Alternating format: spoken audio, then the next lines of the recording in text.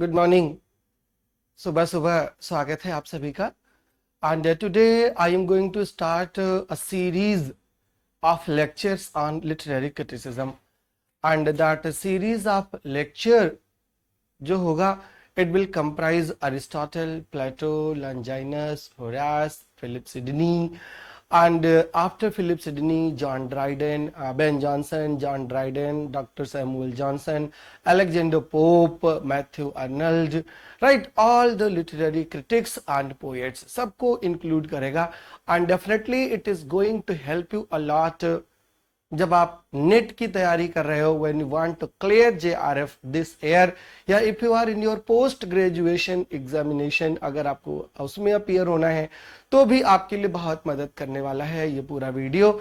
शुरू से लेकर के आखिरी तक देखिएगा। जो पॉइंट्स बताऊंगा कि दीज क्वेश्चंस आर इंपॉर्टेंट, उनको नोट करते रहिएगा कि आई गारंटी कि जो क्वेश्चंस मैं बोर्ड पर करवा दूंगा उससे बाहर यूजीसी नेट भी नहीं पूछ सकता आपसे।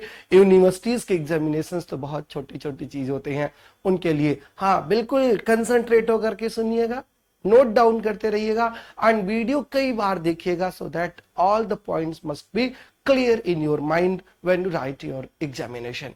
All right, so today जो first thing first, I am starting from the classical criticism, and in classical criticism the giant of all कह सकते हैं जिसको अरिस्टोटल से शुरू करते हैं। Aristotle and Aristotle's books poetics, but before the arrival of Aristotle on the literary scenario there was another giant, और वो another giant जो था वो था प्लेटो जो सोक्रेट्स का स्टूडेंट हुआ करता था, और प्लेटो का स्टूडेंट था अरिस्टोटल, और अरिस्टोटल का स्टूडेंट था Alexander the great. Right, Socrates के स्पीचेस को प्लेटो ने कंपाइल किया था। सोक्रेटिक डायलॉग्स उसको कहा जाता है। क्या कहा जाता है? Socratics dialogues. Socrates appears as a character in Plato's books, और वहां पर as an interlocutor he converses with so many people, he gives questions and they try to explore the answer, और उस आंसर को, इस एक्सप्लोरेशन को, उस system of inquiry को सोक्रेटिक मेथड कहा जाता है, सोक्रेटिक डायलॉग कहा जाता है। और वो स्टार्ट करी जो है ट्रेडिशन किसने? प्लेटो ने। आफ्टर प्लेटो अरिस्टोटल आता है। Plato had written a book and the name of the book was The Republic. Plato wrote several books. One of the books was The Republic, and in The Republic Plato criticized poetry. क्या कहा कि poetry promotes sensuality, and on the ground of sensuality Plato banned poetry from his utopian land that was called Republic. उसको ban कर दिया था। किस ground पर? On the ground of mimesis. ये बिफोर द स्टार्टिंग जो है हम उस पर आते हैं। Aristotle wrote the Poetics as a rebuttal to Plato's allegation. Right, Aristotle का जो वर्क है Poetics, it is a rebuttal. What is a rebuttal? Rebuttal का मतलब होता है to write something in response of something, किसी के रिस्पॉन्स में कुछ लिखना। और अरिस्टोटल ने प्लेटो के रिस्पॉन्स में लिखी अपनी poetics, and according to Plato poetry is mimetic. ये टोटल माइमेसिस होता है।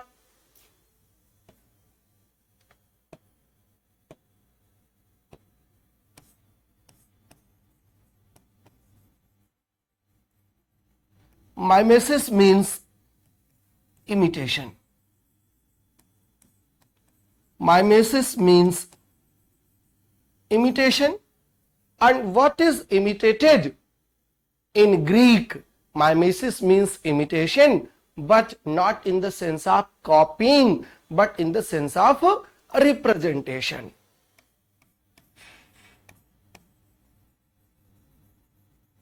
Not in the sense of copying, but in the sense of representation. ये mimesis का मतलब था in Greek। एक क्वेश्चन यहीं से बनता है, what is mimesis? Mimesis is imitation, mimesis is representation, and later it was defined in several ways। अभी हम उस पर भी आते हैं।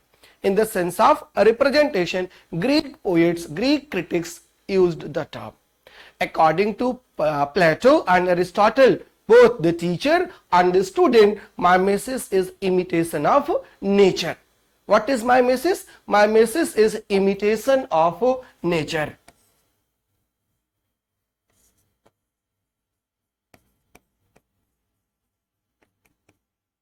ऐसा प्लेटो और अरिस्टोटल दोनों को लगता है कि इमिटेशन ऑफ नेचर है mimesis. Plato states that all artistic creations are forms of imitations. All artistic creations, समझिएगा पॉइंट को, सारे जितने आर्टिस्टिक क्रिएशंस हैं वो क्या हैं? They are forms of imitations that exist in the world of ideas. दुनिया में क्या है? दुनिया जो वर्ल्ड है ना, it comprises of ideas only. And जो आर्टिस्टिक वर्क्स हैं, they are the copy of this world of ideas, ऐसा प्लेटो को लगता है. राइट, वर्ल्ड ऑफ आइडियाज से कॉपी है. And who created this world of ideas? Then Plato says this world of ideas was created by God. The world of ideas was created by God, and the artists, the poets copied the ideas.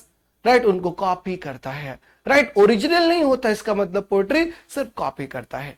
The material things that we perceived, ये mic है, ये board है, ये camera है, ये bench है, ये chair है, सोफा है, एसी है, ये जितनी भी चीजें मटेरियल थिंग्स हैं, the material things that are perceived are representations of ideal type or observable reality.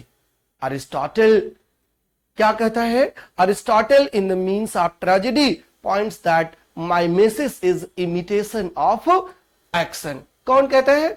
Aristotle कहता है कि mimesis क्या है? Mimesis is the imitation of Mimesis is the imitation of action. And when Aristotle defines tragedy, tragedy is an imitation of an action that is serious, complete and of certain magnitude. Alright, so imitation of action है a man descending from higher to lower positions. एक चीज तो अब clear है कि both philosophers believed that mimesis is imitation of nature. However, there are some contradictions and differences in their beliefs. उनके beliefs में differences हैं, contradictions हैं, but one thing is very much clear: both Aristotle and Plato believed in the philosophy of mimesis. Clear? कुछ confusion? कोई confusion है? Message box में जाइए, message अपना ड्रॉप करिए, आपका मैसेज मैं देखूंगा, और जितनी भी क्वेरीज होंगी I prepare another video right on your queries. Please complete, इसलिए कहा सीरियसली वॉच करिएगा. Right, you are preparing for serious examination, right, then you have to be serious. Don't take anything lightly. एक एक point बहुत important है जब आप net के प्रिपरेशन कर रहे होते हो. किसी भी पॉइंट को आप लूज नहीं कर सकते, किसी भी पॉइंट को आप मिस नहीं कर सकते. In the theory of mimesis अगर हम फिर से बात करें तो Plato claims that art is imitated by nature. Art is imitated by nature, an imitation of life. Plato says that idea is the reality. Right? Idea is the reality, and it means that the imitation of reality is the art of imitating the idea. Right? Imitation of reality is the art of imitating the idea. और इसके लिए to justify, to prove his argument, प्लेटो क्या काम करता है? He gives the example of a carpenter and a chair. ये भी एक बार नेट के क्वेश्चन में पूछा जा चुका है. किसका एग्जाम्पल देता है? तो to justify वो जो है प्लेटो gives the example of a carpenter and a chair. Alright, the imitation of reality is the imitates the art of imitating ideas. अब कारपेंटर चेयर कैसे बनाता है? कहता है प्लेटो कि एकाएक चेयर नहीं आ जाती जो हम देख रहे हैं. There must have been an idea. Artist जो है, कारपेंटर जो है, his mind would have copied that idea. वहां से कॉपी किया होगा and then he made a physical reality जिसको आप चेयर कहते हो. Right, the carpenter's chair is being removed from reality. और इसलिए प्लेटो सेज दैट आर्ट जो है, लिटरेचर जो है, पोएट्री जो है, it is not original, it is not reality, but it is 2 steps away from reality, twice removed from reality. Right? He thinks that philosophy is more important than poetry. Who thinks? Plato thinks that philosophy is more important than poetry. कैसे? philosophy important कैसे है और poetry unimportant कैसे है तो दोनों ही imitation ना, philosophy भी imitation है और पोएट्री भी इमिटेशन है, फिर एक बड़ी और एक छोटी कैसे हुई? Then Plato thinks that the poets imitation is removed from reality twice, so their creations are unreal and illusion of truth. Poetry is mimetic as philosophy is, but Plato denies poetry because it is only mimetic in philosophical and moral grounds. Philosophical और moral grounds में ये imitative होती है. Meaning that imitation of poetry can make the best man feel sad, sorrowful and depressed. अब आप ये भी यहां पे कह सकते हो कि सॉरोफुल कौन नहीं होता, डिप्रेस्ड कौन नहीं होता? क्या फिलोसफर्स नहीं होते, आम आदमी नहीं होते? लेकिन Plato says that poets can depict the gods in inappropriate ways. Poets can depict the gods in inappropriate ways. और इसीलिए कहता है ये जो फीलिंग्स होती हैं ना, जो है फेमिनिन फीलिंग्स, उसको कहता है कि जो सैडनेस है, जो डिप्रेशन है, जो सॉरोफुलनेस है, these are the feminine feelings and these feminine feelings are not suitable to the male ones. और इसलिए भी इमिटेशन जो है वो लिटरेचर जो है इमोशंस की बात करता है और ये फेमिनिन फीलिंग की बात करता है. राइट, चले ये मानना था अब प्लेटो का. अब हम जब प्लेटो से अरिस्टोटल पर आते हैं, on the other hand, according to Aristotle, the imitation of poetry is an imitation of an action. It is neither philosophical nor moral. कौन सोचता है? Aristotle thinks that poetry is neither philosophical and nor moral. In his opinion, poetry is not a book of teaching or preaching. Teaching और preaching ये काम नहीं होता poetry का. होता क्या है? It is a piece of art. और जो piece of art है ना, it doesn't teach anything, it doesn't preach anything, ऐसा अरिस्टोटल का मानना है. Aristotle agrees with his teacher Plato on the ground of mimesis, right? In the manner of calling a poet a imitator. Imitator तो होता ही है. A poet imitates what is present or past. A poet imitates what is present or past. A poet imitates things as they are या as they were, and the poet imitates things as they ought to be. Right? The poet imitates things as they ought to be. ये काम करता है. However, Aristotle does not agree with Plato in poet's imitation is an illusion of truth. Poet जो है according to Plato क्या imitate करता है? Illusion of truth. But इस पॉइंट पर बिल्कुल भी अरिस्टोटल उससे एग्री नहीं करता है. तो प्लेटो और अरिस्टोटल के व्यूज में पैरेलल इसलिए रख रहा हूं ताकि आपको ये पता चले कि रिबटल ये कैसे है और किन किन पॉइंट्स को रेज किया था प्लेटो ने और अरिस्टोटल ने किन किन पॉइंट को सपोर्ट किए हैं और किन किन पॉइंट को कंट्राडिक्ट किए हैं. ये आपके लिए जानना बहुत जरूरी है. राइट, ये लिटरेरी क्रिटिसिज्म है. It is not as easy as you think. It is a bit complex and you have to understand that complexity only. Right, जो चीजें अभी हमने कहा वो अब आपको पीपीटी के थ्रू दिखाता हूं and that will be more attractive और उसको आप और बेहतर तरीके से रिटेन कर पाओगे. रिटेनिंग की जो प्रॉब्लम है ना कि सर पढ़ते हैं और भूल जाता है. अरे भूलना भी जरूरी है. भूलेगा नहीं आदमी तो पागल ना हो जाएगा. माइंड हैज इट्स लिमिट और लिमिट पार नहीं कर सकता हो.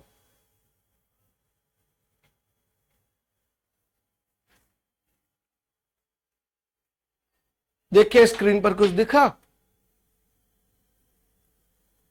रहा है ना? Yes, mimesis. Plato thinks that and it is also universal truth कि जो इंसान का माइंड होता है ना, ये बाय बर्थ ही, चाइल्डहुड से ही इमिटेटिव माइंड होता है। बच्चा learns everything through imitation. We learn everything through imitation. बोलते कैसे हैं, खाते कैसे हैं, वॉक कैसे करते हैं, चलते कैसे हैं, पढ़ते कैसे हैं, कैसे सीखते हम? इमिटेशन से। तो imitation is not bad, imitation is good ना। हम तो उसी इमिटेशन से, कॉपी से बड़े ही हुए हैं। अब मुद्दा यह है कि हम कॉपी कर क्या रहे हैं, इस पर अरिस्टोटल फोकस करता है।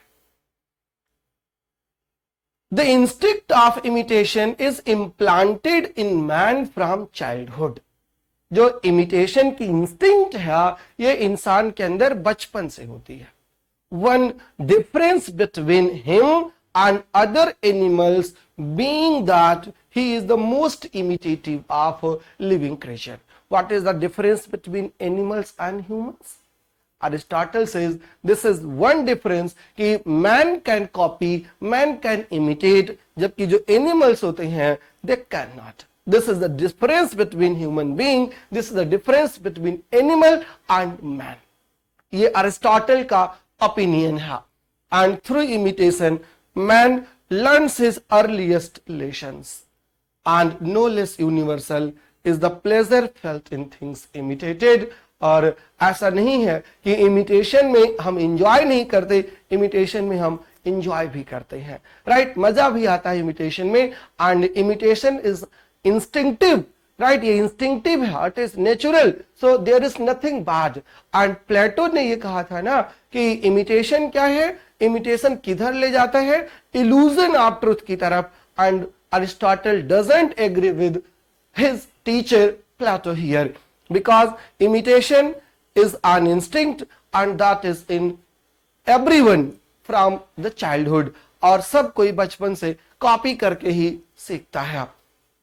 ये अरिस्टोटल का ओपिनियन था। ये मिस्टर प्लेटो है, आपके स्क्रीन पर दिख रहे हैं, और ये वो कारपेंटर और चेयर का एग्जाम्पल है। Once this question has been asked in UGC कि to prove his idea of imitation mimesis, word Plato किसका एग्जाम्पल देता है? तो Plato gives the example of chair. Once you see the picture you can't forget the fact that Plato gives the example of chair. Alright, according to Aristotle the points that I have mentioned so far, जो हमने आपको अभी तक बताए हैं, उन्हीं का एक कंक्रीट वर्जन है। You can note them down, आप उनको अपने नोटबुक में लिख सकते हो। अदरवाइज आप दोबारा वीडियो देखिएगा, 2-3-4 बार देखिएगा, बिल्कुल रट जाएगा आपको। According to Aristotle a poet imitates, क्या इमिटेट करता है? व्हाट इज प्रेजेंट और पास्ट। व्हाट इज प्रेजेंट और पास्ट उसको इमिटेट करता है। What is generally believed and what is ideal, ideal को इमिटेट करता है, जनरल परसेप्शन को इमिटेट करता है, प्रेजेंट और पास्ट को इमिटेट करता है। This is the opinion of Aristotle. A poet imitates as things as they are. These are the very very important points. A poet imitates things as they are. Point number 2, things as they are thought or said to be. Things as they are thought or said to be and things as they ought to be. चीजें जैसी हैं वैसे imitate कर लेता है, जैसे हैं या जैसे थी। दूसरे नंबर पर इमिटेट करता है जो लोग सोचते हैं, थिंग्स दैट आर थॉट और सेड टू बी, और थर्ड नंबर पर the things that ought to be, that should be. ये इमिटेशन है पोएट का। This is the opinion of Aristotle. और ग्रेजुएशन के एग्जामिनेशन में क्वेश्चन आता है what is the Aristotelian concepts of mimesis, और तब आपको ये पॉइंट्स मेंशन करने हैं। For example here in my university this chapter is Aristotle's poetics is in BA third semester. तो वहां पर आपको यहां से आंसर करने हैं, वहां पर आपको नोट करना, लिखना है। एमए के भी सिलेबस में अरिस्टोटल है, right? Aristotle is everywhere. So if Aristotle is everywhere, mimesis is everywhere. क्या इमिटेट करता है mind? Things as they are और things as they were. Point number 1। Point number 2, things as they are thought to be और said to be. Point number 3, things as they ought to be, होना क्या चाहिए इसको imitate करता है। प्लेटो ने किससे कंपेयर किया था पोएट को? फिलोसोफर से। And Aristotle compares a poet किससे करता है? हिस्टोरियन से। और हिस्ट्री राइटर जो है और पोएट दोनों ही क्रिएटिव हैं, दोनों ही क्रिएटिव हो सकते हैं, दोनों ही इमिटेटर होते हैं। डिफरेंस क्या होता है? अकॉर्डिंग टू अरिस्टोटल जो हिस्टोरियन है, हिस्टोरियन जो चीज लिखता है ना, that is specific only. Suppose that he is writing the Mughal history, तो मुगल किंग के आसपास होगा। बट जो पोएट होता है, poet talks in universal terms, poet universality की बात करता है। हिस्टोरियन बात करता है थिंग्स दैट हैव हैपेंड, और पोएट किसकी बात करता है? Things that might happen, things that ought to happen, उसकी बात करता है पोएट। तो who is greater, historian or a poet? Obviously poet is greater than historian. All right, point clear? कोई confusion? Not at all. Let's proceed. Aristotle के opinions हैं ये imitation पर। ये points Aristotle compares poetry with history. Aristotle poetry को history से compare करता है। Poetry is more philosophical and higher subject than history. History expresses the specific, history expresses the specific, while poetry expresses the universal. All right, a poet describes what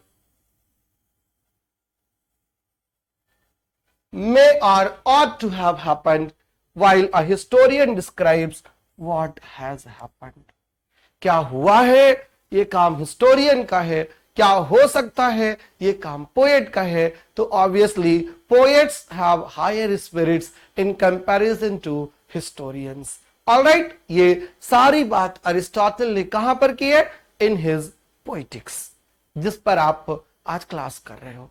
right, ये Aristotelian thoughts हैं माइमेसिस पर। Aristotle का comparison है and Aristotle justifies, Aristotle is with his teacher on some grounds of mimesis, और कुछ पर वो contradict भी करते हैं। तो ये कंट्राडिक्शन का ग्राउंड है और ये कंट्राडिक्शन के साथ साथ उनके एग्रीमेंट का भी ग्राउंड है। ऑलराइट, कोई कंफ्यूजन हो तो बताइए।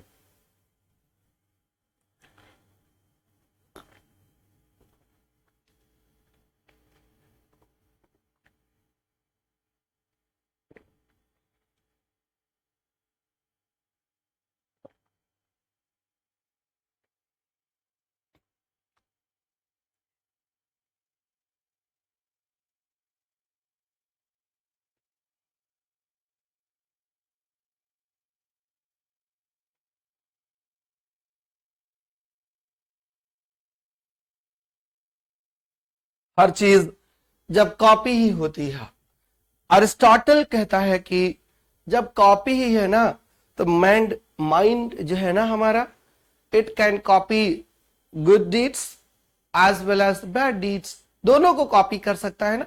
गुड डीड्स को कॉपी करेगा तो क्या आएगा, बैड डीड्स को कॉपी करेगा तो क्या आएगा। आदमी का दिमाग तो रुकता नहीं है, it keeps on copying. Epic poetry Homer से लेकर के और आज तक जो भी है सब कुछ माइमेसिस ही है। Epic poetry and tragedy, comedy, and the music of the flute and of the lyre in most of their forms, all in their general conception modes of imitation. चाहे हम एपिक की बात करें, चाहे कॉमेडी की बात करें, चाहे हम फ्लूट के साउंड की बात करें, ये वो सारी चीजें हैं जो 4th सेंचुरी BC में एग्जिस्ट कर रही थी, वो सब के सब कहीं ना कहीं से कॉपी ही है। और जब कॉपी ही है, for as there are persons who by conscious art or mere habit imitate represent various objects through the medium of color and form are again by the voice. So in the arts above mentioned, taken as a whole, the imitation is produced by rhythm, language or harmony. Imitation कोई copy है किसी चीज का, उसको present कैसे करते हैं? तो they are presented through rhythm, language और harmony. either singly or combined. These are the modes of imitation according to Aristotle. Right ये मोड्स हैं इमिटेशन के, कॉपी करने के.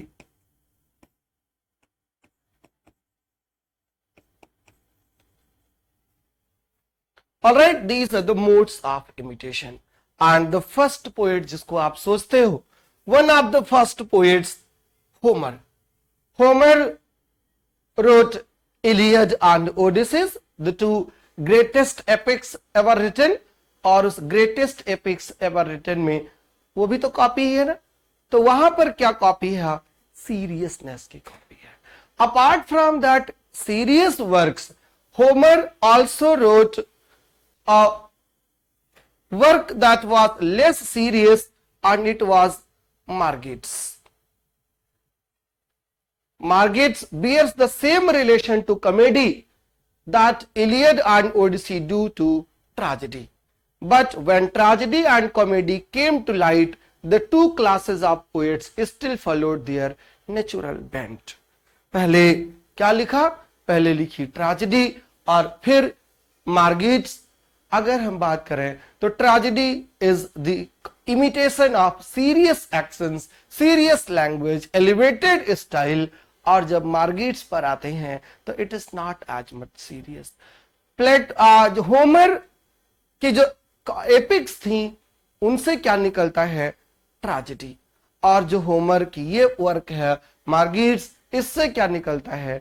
कॉमेडी. राइट. तो होमर में तो दोनों इंस्टिंक्ट्स हैं, गुड स्पिरिट और बैड स्पिरिट जिसको कह सकते हो आप. The lampooners became the writers of comedy. Very very important है, that's why I have highlighted the point.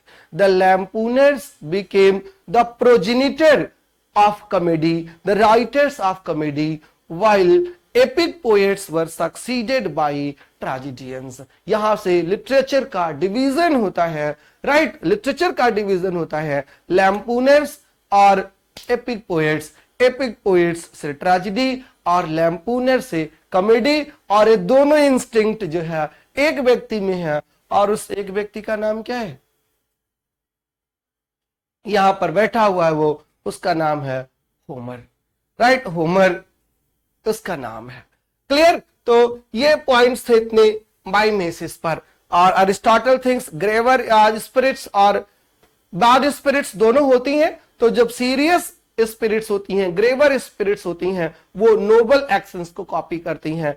और जो स्पिरिट्स ट्रिवियल होती हैं वो किसको कॉपी करती हैं? वो नोबल स्पिरिट्स को नहीं, नोबल एक्शंस को कॉपी नहीं करती, वो लुडिकरस एक्शन को कॉपी करती हैं. तो जब माइंड हमारा नोबल स्पिरिट्स को कॉपी करता है तो हम एपिक की तरफ चलते हैं, ट्रेजेडी की तरफ चलते हैं. और जब हमारा माइंड लुडिकरस को कॉपी करता है तो हम सटायर की तरफ चलते हैं, तो हम कॉमेडी की तरफ चलते हैं. The graver spirits imitated noble actions and the actions of good men, did hymns to the gods and the praises of famous men. The tragedy originated with the authors of Dithyram. Dithyram was a type of song sung in honor of gods. Gods के लिए song जो है गाया जाता था, उसी को Dithyram कहा जाता था. In praise of God.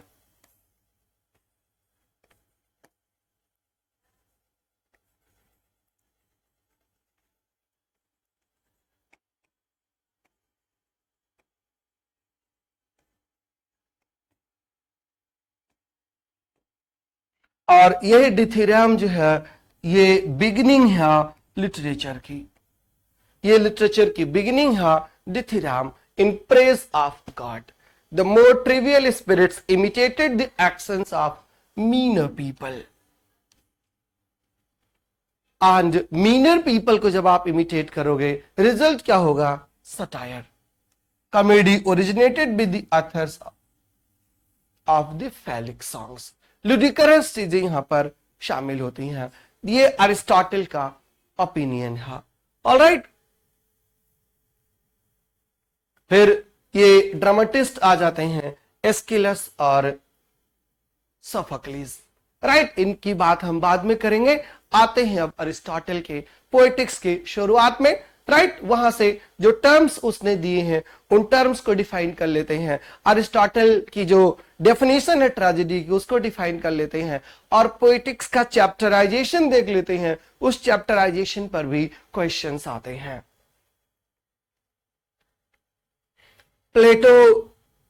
Aristotle की जो पोएटिक्स थी वो पहली ऐसी बुक है नैरेटिव पर, पहली ऐसी बुक है जो ड्रामेटिक थियोराइजेशन की बात करती है। उनके पहले किसी ने नहीं लिखा था। वो सिस्टमैटिक क्रिटिसिज्म की भी एक पहली बुक है। प्लेटो का डिसाइपल हुआ करता था Aristotle. Plato was the first scholar who opened a school in western, right west में उसने पहला स्कूल खोला था। वो बिगिनिंग है वेस्टर्न एजुकेशन की, प्लेटो का स्कूल। और the name of Plato's school was Academia and Aristotle was first the student of Plato and then he became a teacher in Academia. Aristotle spent almost 20 years there and after that he came back to his place। और जब वो अपने place पर आता है he started his own school और उस school को कहा जाता है पेरिपेटेटिक स्कूल। पेरिपेटेटिक का मतलब होता है वॉकवेज, राइट। अरिस्टोटल की हैबिट थी कि वो वॉक करते करते जो है चीजों को सोचता था, बातें करता था एक दूसरे से, और इसलिए स्कूल का नाम ही हो गया peripatetic school. And this school was located somewhere eight Lyceum, इसलिए इस स्कूल का एक नाम लाइसियम भी है, राइट। स्कूल का एक नाम लाइसियम भी है बिकॉज ऑफ दिस लोकेशन। और इसी लाइसियम के नाम से ही आपके चैनल का भी नाम है द न्यू लाइसियम, जिसको आप वॉच कर रहे हो, जहां पर ये वीडियो आपको अवेलेबल हुई है, राइट। तो ये अरिस्टोटल के स्कूल था, peripatetic school. Peripatetic is a Greek term and in English it means walkways, right? So this was a place where scholars used to gather, scholars used to explore several things, they used to inquire several things, right? ये schools का purpose हुआ करता था Aristotle और प्लेटो के time पर। Aristotle established a philosophical school of his own, the Lyceum, located near a shrine of Apollo Lysias, right. ये Aristotle का स्कूल है। ये पोएटिक्स कंपोज्ड कब हुई? Around 330 BC।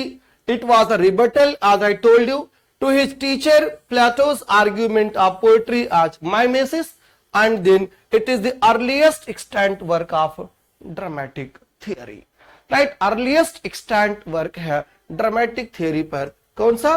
Poetics, and composed somewhere between somewhere in 330 BC, right before the birth of Jesus Christ। Literature था, literature के critics थे, literature के रिव्यूअर्स थे, पोएट्स थे, ड्रामेटिस्ट थे, ट्रेजेडियंस थे और कॉमेडियंस थे, और काम किया था अरिस्टोटल ने सबको इकट्ठा करने का, गैदर करने का। चैप्टर्स की हम बात करें, चैप्टर्स पर भी क्वेश्चन आते हैं, ध्यान रखिएगा। पोएटिक्स पर there are 26 small chapters in Poetics. 26 small chapters हैं पोएटिक्स में, and out of 26 14 chapters are exclusively dedicated to tragedy. 14 chapters are on tragedy, and you can imagine the importance of tragedy in Aristotelian period या before Aristotle। From chapter number 6 to chapter number 19 ये tragedy पर है, and there is only one chapter on comedy। एक chapter है सिर्फ comedy पर, and that is chapter number 5, right। first 3 chapters 1, 2 and 3 ये माइमेसिस पर है। जो अभी हमने आपको पूरी माइमेसिस की थ्योरी बताई अरिस्टोटल की, वो first chapter imitation of the common principle of the arts of poetry, objects of imitation and manner of imitation. Right, 3 chapters are there on, ये सब नोट करते रहिएगा. 3 chapters are on mimesis. 3 chapters are on mimesis, the manner of imitation tak, and there is 1 chapter that talks about the origin and development of poetry, that is chapter number 4. In chapter number 5, that is only chapter that is on ludicrous and brief sketch of the rise of comedy. इकलौता chapter है जो comedy पर है. ये 5 chapters तक. Chapter number 6 से start होती है ट्रेजेडी. ट्रेजेडी आते ही चीजें ब्लैक होने लगती हैं. एक बार क्वेश्चन ही आया है, in which chapter of Poetics Aristotle defines tragedy. तो चैप्टर नंबर 6 का जो नाम है वही है डेफिनेशन ऑफ ट्रेजेडी. इस डेफिनेशन के अंदर सभी क्वेश्चंस आते हैं. जैसे once UGC has asked in which chapter Aristotle talks about catharsis. First catharsis की बात किसमें करते हैं, तो catharsis is the part of definition of tragedy. तो ऑब्वियसली आंसर क्या होगा, ऑब्वियसली आंसर होगा chapter number 6.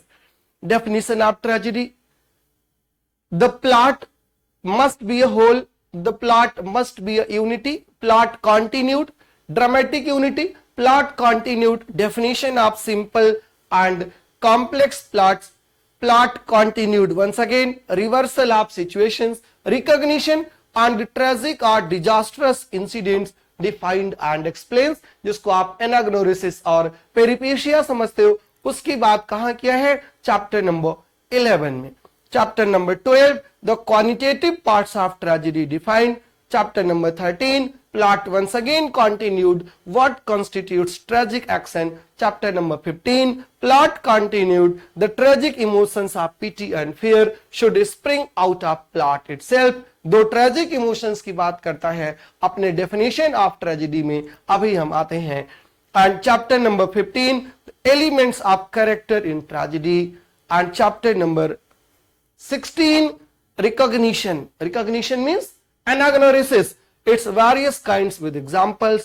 Chapter number 17 practical rules for the tragic poet. Chapter number 18 further rules for the tragic poet. Chapter number 19 thought or the intellectual element and diction in tragedy. ये 19 chapter number तक tragedy का जो है discussion है. Chapter number 6 to chapter number 19. So total there are 14 chapters on tragedy. And in chapter number 20, Aristotle talks about diction, selection of words and language in general. Chapter number 21, once again poetic diction. Chapter number 22, poetic diction. Means poetic diction पर कितने chapters हैं? There are 3 chapters. Chapter number 20, 21 and 22. ये 3 chapters हैं poetic diction पर. Poetic chapter number 23 epic poetry पर इकलौता chapter है. Sorry 2 chapters हैं एपिक पोएट्री पर, chapter number 23 and chapter number 24. ये एपिक पोएट्री पर है. Chapter number 25 critical objections brought against poetry and the principles on which they are to be answered. And the last chapter is on general estimation and comparison between tragedy and poetry. तो ये पूरा जो है structure है poetics का. आइए आते हैं ट्रेजेडी के डेफिनेशन पर. What is tragedy? ट्रेजेडी क्या होती है? देखिए बहुत ध्यान से देखिएगा. ट्रेजेडी की डेफिनेशन वेरी वेरी वेरी, कितना वेरी इस पे लगा दो उतना इंपॉर्टेंट है. ये मजा आ रहा है कि नहीं? बोर तो नहीं हो रहे हो ना? बोर होने लगेगा तब भी कमेंट बॉक्स में लिखिएगा. और बोर होना मना है, क्योंकि आपने जो कल्पना की है, जो टारगेट अपना सेट किया है, वो बहुत बड़ा टारगेट है और ये फर्स्ट स्टेप है उसका. फर्स्ट स्टेप है उसका. If you want to be a professor then you have to take some serious steps.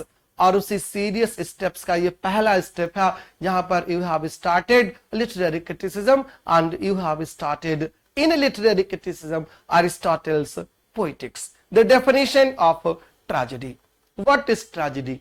Tragedy is an imitation of an action that is serious, complete, and of certain magnitude.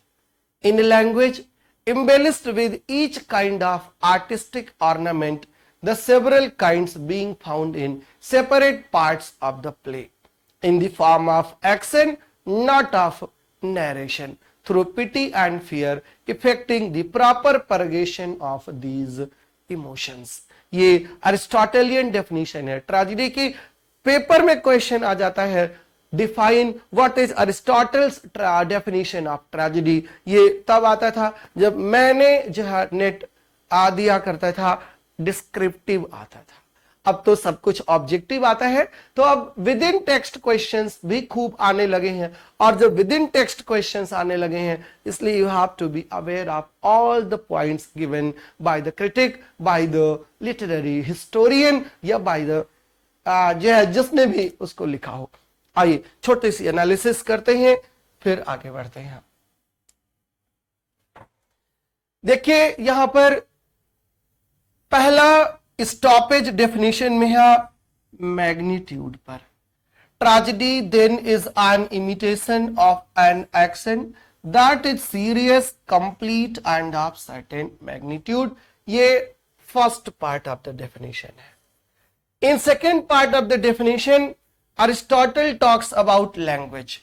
In language, embellished with each kind of artistic ornament, the several kinds being found in several parts of the play.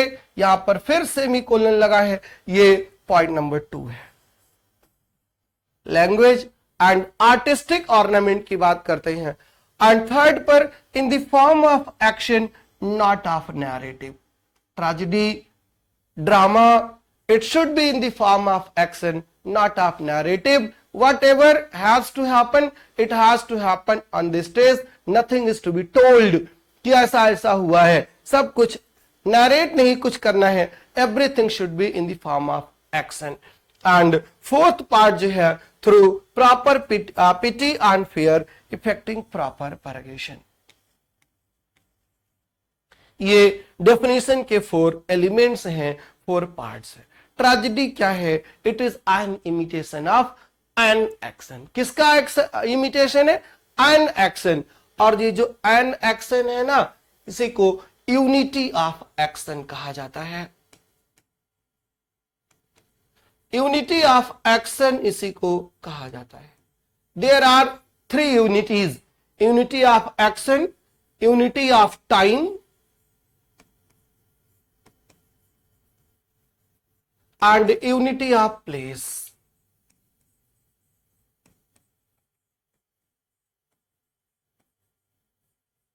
3 unities इनको कहा जाता है। And 3 unities are generally ascribed to Aristotle, but Aristotle talked about only one unity, that is unity of action.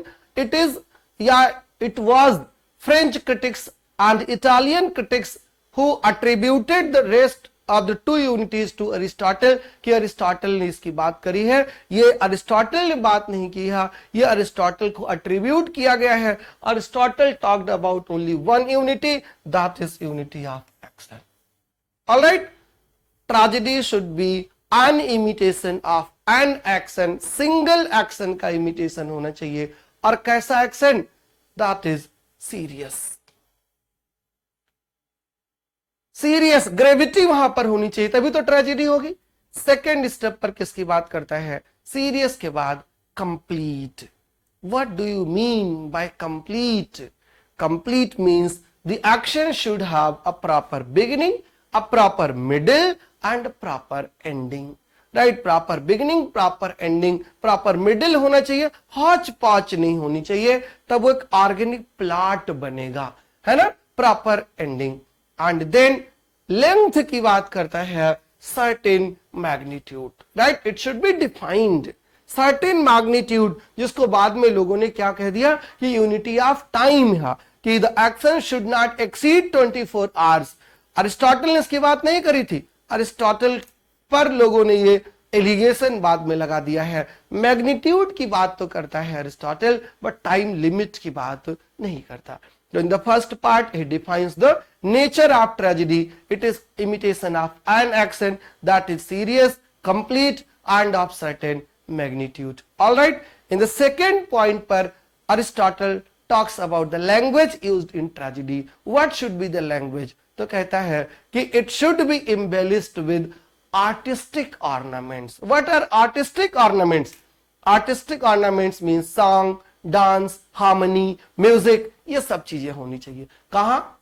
फिर कहता है इन separate parts of the play, through out the play they must be scattered. एक ही जगह नहीं होने चाहिए, सबको इकट्ठा कर दिया सॉन्ग म्यूजिक एक एक्ट में, सेकंड एक्ट में कुछ नहीं है, थर्ड में कुछ नहीं है, ऐसा नहीं होना चाहिए। राइट? आर्टिस्टिक ऑर्नामेंट्स जो है they should be scattered across the play. And फिर से बात करता है in the form of action, not of narrative. Right? There should be no narration at all. Everything must be acted. Acting के form में हर चीज होनी चाहिए, narration के फॉर्म में नहीं होनी चाहिए। And why should anybody watch a tragedy?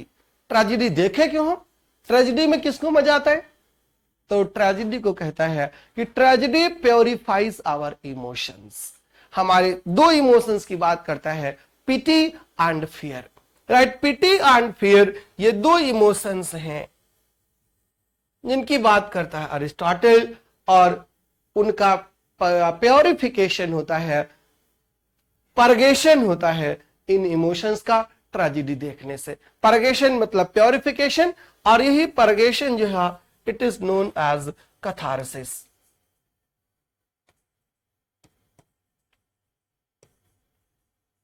इसको कैथारसिस कहा जाता है, ये इफेक्ट है ट्रेजेडी का। All right, definition clear?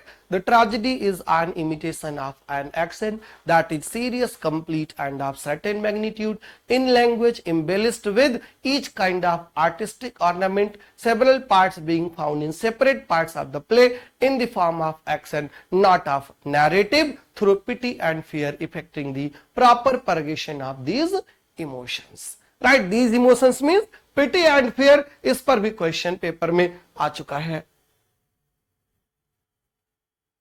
All right, now according to Aristotle there are 6 elements of tragedy. 6 elements of tragedy कौन कौन से हैं? Plot, character, diction, thought, spectacle and song. इनको सीक्वेंस में याद रखिएगा, ये सीक्वेंस में ही क्वेश्चन बनता है। Plot number 1, number 2 character, right? Number 3 thought, number 3 diction, number 4 thought, number 5 spectacle, and number 6 music, dance. Right? ये 6 एलिमेंट्स हैं ट्रेजेडी के। Now the 6 elements are defined. What is plot? Plot is the story, na? The plot is the imitation of the action. Plot is the imitation of the action. For by plot I mean arrangement of incidents. Arrangement of incidents ये मेरा term नहीं है, ये term किसका है? Aristotle का ही है। By plot I mean the arrangement of the incidents. By character I mean that in virtue of which we ascribe certain qualities to the agents. Right? हम एजेंट्स को, जो कैरेक्टर जो है ना, उसी के थ्रू तो चीजें एक्सप्रेस करवाते हैं।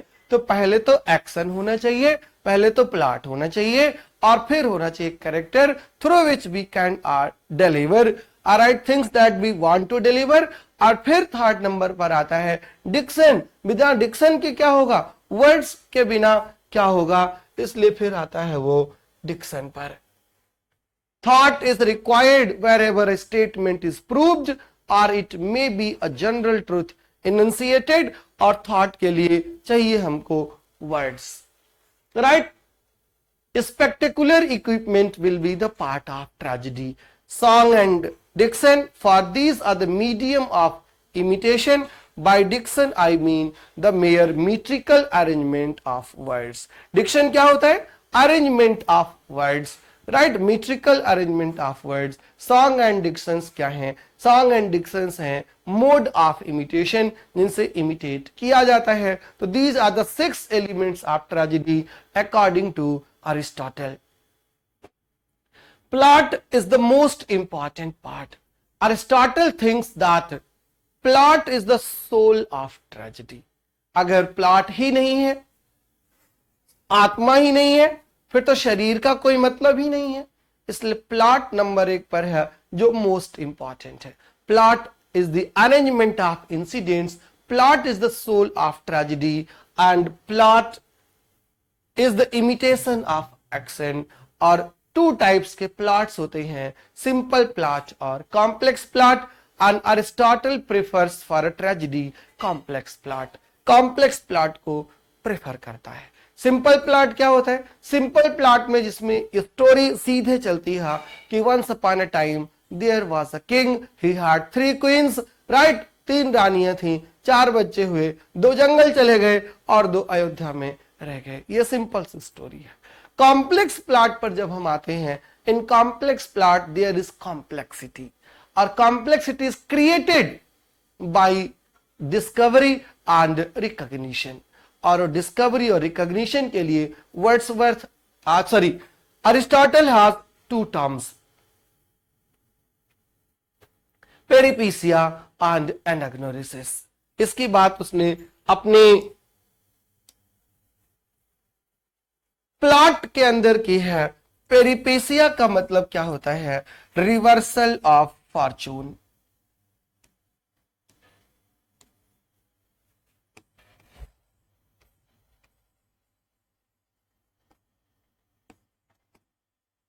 रिवर्सल ऑफ फॉर्चून ये होती है पेरिपीसिया. और फॉर्चून हमेशा गुड टू बैड होता है, गुड टू बैड होता है रिवर्सल. और एनाग्नोरिसिस का मतलब होता है discovery. Discovery of facts, discovery of facts के साथ साथ इसको रिकॉग्निशन भी कहते हैं, राइट? ये 2 चीजें ऐसी हैं जो किसी भी प्लॉट को सिंपल से कॉम्प्लेक्स बनाती हैं. कॉम्प्लिकेशंस लाने का काम इन दोनों का है, पेरिपीसिया और एनाग्नोरिसिस का. एग्जाम्पल की अगर हम बात करें तो एक प्ले है सोफोक्लीस का, Oedipus the Rex. Oedipus the Rex जब प्ले शुरू होता है, प्लेग फैला होता है. And Oedipus the king wants to know the reason behind the plague. एक प्रॉफिट आता है, ब्लाइंड प्रॉफिट है Tiresias, and Tiresias says that you are the murderer. और you are the murderer को वो बिलीव करने को तैयार नहीं है.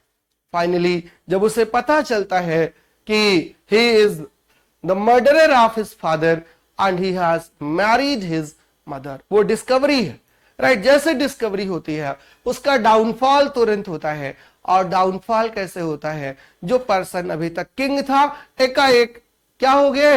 एकाएक he has proven to be a murderer. वो एक मर्डरर साबित कर दिया गया है. ये रिवर्सल ऑफ फॉर्चून है, ये ट्विस्ट है जो ड्रामा में लाया जाता है to make a simple plot complex according to Aristotle.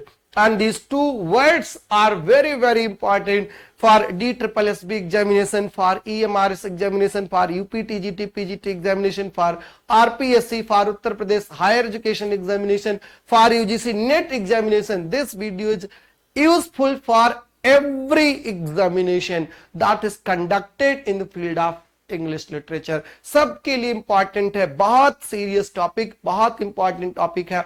कोई भी एग्जामिनेशन ऐसा नहीं हो सकता जहां पर क्वेश्चन इस वीडियो से ना आए, आई गारंटी, राइट? और ऐसा हिस्टोरिकल रिकॉर्ड्स हैं कि हर बार क्वेश्चन आया है. तो you have to understand the phrases.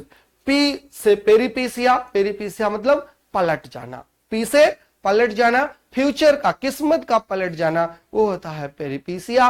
और एनाग्नोरिसिस करने का मतलब होता है कोई चीज आए और उसको स्वीकार कर लेना, एक्सेप्ट कर लेना, डिस्कवर कर लेना कि ऐसा हुआ था, रिकॉग्नाइज कर लेना, आइडेंटिफाई कर लेना, वो होता है recognition, right? Peripeteia and anagnosis. Now I come to the point of some literary words जो जनरल पेपर में आते हैं, पूछा जाता है। ह्यूब्रिस, ह्यूब्रिस का मतलब होता है प्राइड, और because of this pride the tragedy happens. Hubris means excessive pride, hubris is excessive pride और ओवरवीनिंग pride and is often called the pride that comes before the fall, right? Fall की तरफ ले जाता है, वो होता है ह्यूब्रिस, राइट? और hubris leads to conflict. Aristotle discusses hubris in his another book, और उस अनदर बुक का नाम क्या है? उस अनदर बुक का नाम है रेटोरिक, राइट? रेटोरिक का मतलब होता है आर्ट ऑफ स्पीच, पोएटिक्स का मतलब होता है art of poetry writing.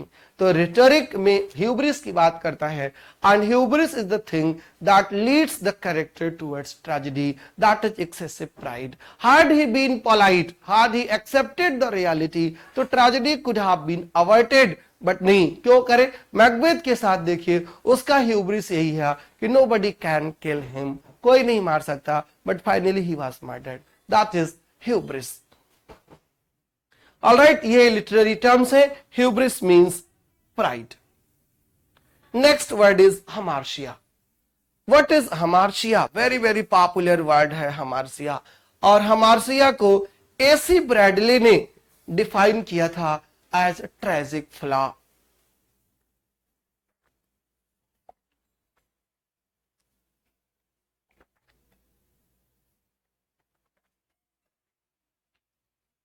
Her hero में कोई ना कोई ट्रेजिक फ्लॉ होता है जिससे उसका डाउनफॉल होता है। फॉर एग्जाम्पल, हैमलेट की ट्रेजिक फ्लॉ क्या है?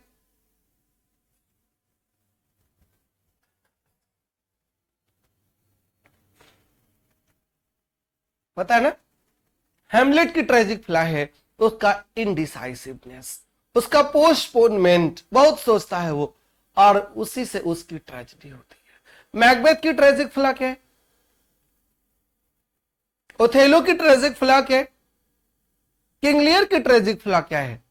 सबकी ट्रेजिक फ्लॉ है, और सबकी बात जो है एसी ब्रैडले ने किया है। तो जो डाउनफॉल होता है हीरो का, वो उसकी गलती की वजह से नहीं होता, उसके ट्रेजिक फ्लॉ की वजह से होता है, उसकी हमार्शिया की वजह से होता है। एरर इन जजमेंट इसको कहते हैं।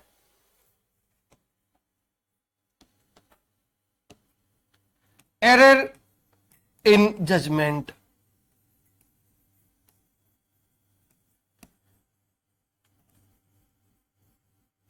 जब अरिस्टोटल ट्रेजिक हीरो की बात करता है तो ट्रेजिक हीरो के लिए कहता है कि ट्रेजिक हीरो का डाउनफॉल कैसे होना चाहिए? Not because of his vices but because of his hamartia, because of his error in judgement. Hamlet के बारे में फिर आप आइए, जब क्लॉडियस वाज नीलिंग, झुका हुआ था, क्या सोचता है हैमलेट? कि he is praying to God, वो ईश्वर की प्रार्थना कर रहा है। और अगर वो इस वक्त हैमलेट को मार देगा, सॉरी क्लॉडियस को मार देगा, the soul of Claudius will go directly to heaven, और उसको हेवन नहीं भेजना है, और इसलिए उसको छोड़ देता है। ये क्या है उसकी? ये है उसकी हमार्शिया, ये error in judgement, right? Characters like Claudius never pray to God, कभी वो गॉड की प्रे नहीं करते, that is error in judgement, and tragedy occurs to Hamlet and all the family members, वो तो अलग बात है। That is हमार्शिया, error in judgment, tragic flaw, right? जब हम लोग बीए में थे, एमए में थे, तो 2 नंबर वाले जो क्वेश्चंस आते थे, पूछता था व्हाट इज हमार्शिया, डिफाइन। अब डिफाइन करनी है आपको हमार्शिया, तो उसमें क्या लिखोगे? हमने आपको बता दिया है, वीडियो रिवाइंड करिएगा और फिर से सुनिएगा कि हमार्शिया में क्या लिखेंगे। Hamartia is tragic flaw, hamartia is error in judgment. Alright, judgmental error है, जो आप डिसीजन लेने में गलती करते हो, वो होती है hamartia. And finally why should anybody watch tragedy, तो वो है catharsis. Catharsis means purgation from pity and fear. Pity and fear से परगेशन होना, प्योरिफिकेशन होना, ये कैथारसिस है। As you have seen in the definition, Aristotle talks about two emotions, that is pity and fear. Pity और fear की ही बात होती है और उससे purification ये कैथारसिस है। Catharsis works like a medicine। कैसे काम करता है कैथारसिस? मेडिसिन की तरह काम करता है। अगर आपका सिर दर्द कर रहा है तो क्या करोगे? आप एक एस्पिरिन ले लेते हो और आपका सिर दर्द ठीक हो जाता है। वैसे जब आपके अंदर ओवरफ्लो होने लगे ना इमोशंस का, तो आपको ट्रेजेडी देखनी चाहिए। अब वो ट्रेजेडी जो है ये प्योरीफाई कर देती है आपके हार्ट को, आपके पिटी और फियर को। एक टाइप का एंटीडॉट है ट्रेजेडी, और ट्रेजेडी का जो इफेक्ट है, catharsis is not the part of tragedy, but catharsis is the effect of tragedy. Catharsis is the conclusion of tragedy. Catharsis is the motive behind writing tragedy, behind watching tragedy. Right? वो catharsis है, वो purification है, वो purgation है, right? वो medication है, वो antidote है, right? सबका antidote है। वो emotions को purify करने के लिए according to Aristotle we should watch a tragedy. All right, ये कैथारसिस है। कैथारसिस, ह्यूब्रिस, हमार्शिया, पेरिपिशिया एंड एनाग्नोरिसिस, माइमेसिस, इतने टर्म्स अभी तक हमने क्लियर किए हैं। किसी पे कोई डाउट हो तो बताइएगा।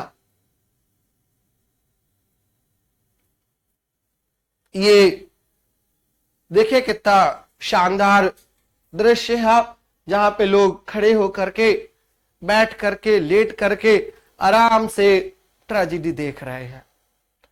Catharsis is the process of releasing strong और pent up emotions through art. Aristotle coined the term catharsis which comes from, कहां से आता है वो? Which comes from the Greek katharein, meaning to cleanse और पर्ज। क्लीनिंग का काम करता है, पर्जिंग का काम करता है, इसको कैथारसिस कहा जाता है। All right, everything is now clear catharsis तक। चलो, एक टर्म होता है agon. Agon is the source of drama. Had there be no agon, there can not be drama. Tragedy और कॉमेडी दोनों के रूट में जो है वो होता है एगन। एगन का मतलब क्या होता है फिर, अगर इतना इंपॉर्टेंट है? एगन का मतलब होता है कॉन्फ्लिक्ट, राइट? और ड्रामा क्या होता है? ड्रामा तो कॉन्फ्लिक्ट ही होता है ना, इसलिए आप कभी कभी घर में भी ड्रामा करते रहते हो, किसी ना किसी इश्यू पर लड़ रहे होते हो, होता है एगन। अब कुछ लोग ऐसा भी होते हैं जो इस कॉन्फ्लिक्ट के सपोर्ट में होते हैं, कुछ लोग होते हैं जो उसके अगेंस्ट होते हैं। तो those who are in support of agon, they are called protagonist, right? ये एगन आ गया है। एंटागोनिस्ट, जो एंटी हो वो एंटागोनिस्ट, इसलिए आप एंटागोनिस्ट को विलेन कहते हो, और जो प्रोटैगनिस्ट होता है उसको हीरो कहते हो, राइट? हीरो एंटागोनिस्ट विलेन है, नेगेटिव कैरेक्टर है, और ये प्रोटैगोनिस्ट, प्रो का मतलब होता है फेवर में होना, जैसे प्रोनाउन जो नाउन के फेवर में वो प्रोनाउन होता है। You are pro Indian, you are always in favour of India. वैसे प्रोटैगोनिस्ट जो प्रोटोटाइप हो, जो एगन के साथ हो, उसको बोलते हैं, कॉन्फ्लिक्ट के साथ हो तो प्रोटैगोनिस्ट। ऑलराइट, एगन। और एक टर्म ये है स्टिकोमिथिया, ये भी बहुत इंपॉर्टेंट टर्म है ऑब्जेक्टिव एग्जामिनेशन के लिए। What is stichomythia? Stichomythia is short dialogues, छोटे छोटे डायलॉग्स जब होते हैं उनको स्टिकोमिथिया कहा जाता है। Two liners, one liner, two line, two words, three words, ऐसे जब डायलॉग्स होते हैं, यस नो टाइप, उनको स्टिकोमिथिया कहा जाता है। स्टिकोमिथिया इज रैपिड स्टाइलाइज्ड डायलॉग्स, ये स्टिकोमिथिया है। लंबे लंबे डायलॉग्स नहीं, छोटे छोटे डायलॉग्स जब कन्वर्सेशन होती है आपस में, उसको स्टिकोमिथिया कहते हैं। और ये देखिए एक रेज्ड स्पेस बना हुआ है। जब प्ले होता था ना तो ग्रीक प्लेस में गॉड की अबेंडेंस है। ग्रीक कल्चर में बिल्कुल भारत की तरह बहुत सारे गॉड्स हैं, तो वहां पर जो प्रोफेसी होती थी, जहां पे गॉड्स खड़े होकर के बोलते थे, उस प्लेस को क्या कहा जाता था? उस प्लेस को कहा जाता था theologeion. Theology is related to God, theology is related to God, theology is related to religion. तो the place from where gods used to speak, उसको बोलते थे theologeion. A raised structure from which the gods spoke, यहां पर से God's बोला करते थे ऊपर से, उसको कहा जाता था थियोलॉजियन। ये लिटरेरी टर्म्स थे। माइमेसिस आपने कर लिया है, कोई कंफ्यूजन हो तो आप शेयर करिए, कोई कंफ्यूजन हो तो बताइए, और अगर कोई कंफ्यूजन नहीं है तो क्वेश्चन पर आइए। क्वेश्चंस भी बहुत सारे डाउट्स आपके क्लियर कर देंगे। ऑल दीज क्वेश्चंस जो हम यहां पर दे रहे हैं, they have been asked in UGC in different years, अलग अलग सालों के क्वेश्चंस हैं। First question first,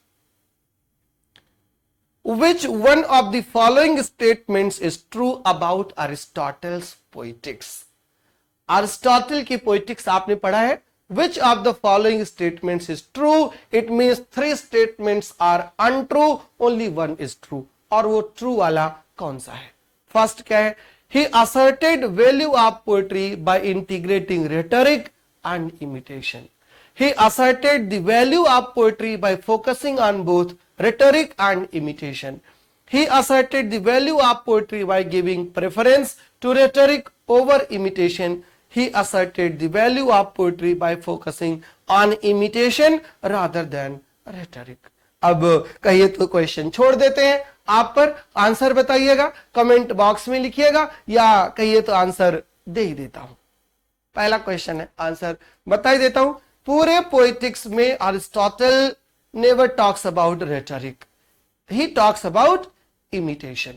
He talks about the value of poetry. He compares poetry with history, but he doesn't talk about rhetoric. और जब वो doesn't talk about rhetoric, तो answer क्या होगा? क्या होगा?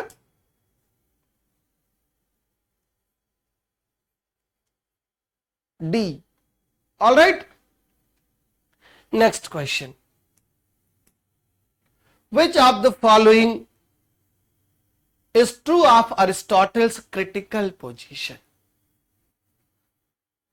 Writers are likely to be mere entertainers who appeal to emotions and passions of the audience.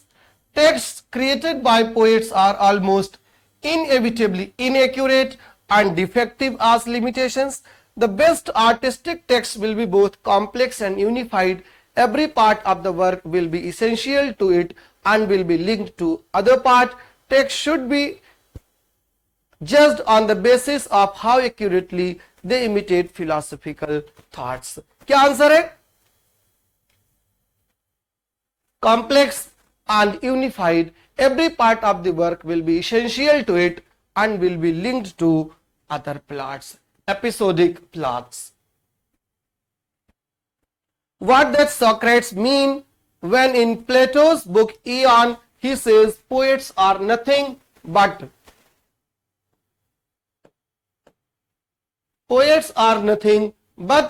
interpreters of God? What does mean? Plato के book Aeon में Socrates appear as a character and here he speaks poets are nothing but the interpreters of gods. इसका मतलब क्या है? Poets कुछ और नहीं, interpreters of God's होते हैं। इसका मतलब क्या है कि poets are divine, poets are divinely possessed when they compose their poems. जब वो पोएम्स लिखते हैं तो they have the divine qualities, divine qualities उनके अंदर होती हैं। Alright, why did Plato banish the poet from his ideal state? ये तो आंसर नहीं बताऊंगा, ये आपको आंसर कमेंट बॉक्स में लिखना है। प्लेटो पर खूब डिस्कशन आपने कर लिया है। Which chapter of poetics does Aristotle use the word catharsis in his definition of tragedy? Right, किसमें ट्रेजेडी का डेफिनेशन है और कहां पर कैथारसिस का यूज करते हैं? ये भी आंसर नहीं बताऊंगा। वैसे इसका आंसर आप सबको पता है, बहुत अच्छे से पता है। नहीं पता है तो वीडियो रिवाइंड करिएगा, दोबारा से देखिएगा, फिर आपको आंसर क्लियर हो जाएगा। प्लेटो censored poetry because he believed it. Why did Plato criticize poetry? Why did Plato ban poetry from his Republic? Now you know the answer. Because it promotes ...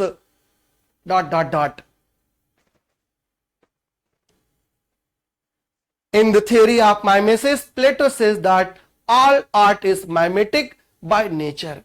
Art is an imitation of life. To argue his case, किसका example दिया है? To argue his case, he gives the example of, आपको वो image याद होगी जो हमने दिखाई थी आपको, और याद होगी तो सही याद है, और गलत अगर याद आ रहा है ना तो फिर से वीडियो देखना है आपको, और जितनी बार वीडियो देखना है ना उतनी बार उसको शेयर करना है। जितना वीडियो शेयर करोगे उतना ही आंसर याद होगा। Aristotle argued that poetry provides an outlet for the release of intense emotions. Intense emotion की तो बात करते हैं, pity and fear से purgation, तो पोएट्री क्या है? Aristotle argued that poetry provides a safe outlet for the release of intense emotions. In Aristotle's Poetics, we read that it is the imitation of an action that is complete, whole, and of certain magnitude, having a beginning, a middle, and an end. What is it? किसकी definition का part है ये answer भी आप जानते हो, बताना नहीं है। और सारे क्वेश्चंस यहीं पर खत्म हो जाते हैं। आई होप आपको वीडियो पसंद आई होगी। पसंद आई हो तो जरूर लाइक करिएगा, सब्सक्राइब करिएगा चैनल को, और अपने फ्रेंड्स के साथ अदर ग्रुप्स में शेयर करिएगा ताकि ज्यादा से ज्यादा लोग इससे बेनिफिटेड हो सकें, सबको फायदा मिल सके आपके इस क्लास का। Thank you so much. जल्दी मिलेंगे नेक्स्ट पार्ट ऑफ क्रिटिसिज्म पर, और हम उस पर बात करेंगे, होराज है किसकी बात करेंगे? लॉन्जाइनस की बात करेंगे और होरास की बात करेंगे। ऑल द बेस्ट आप सभी को, गुड लक, हैप्पी रहिए, मस्त रहिए, खूब मेहनत करते रहिए, पढ़ते रहिए। दुनिया आपकी है, बहुत जल्दी जो चाहोगे आपके हाथ में होगा। एक ही तरीका है अपने हाथ में करने का, और वह है आपका हार्डवर्क, आपकी मेहनत, और मेहनत कभी भी बेकार नहीं जाती, कभी भी मेहनत बेकार नहीं जाती। प्रयास तो करके देखिए, सब कुछ आपके हाथ में होगा। Thank you so much, all the best.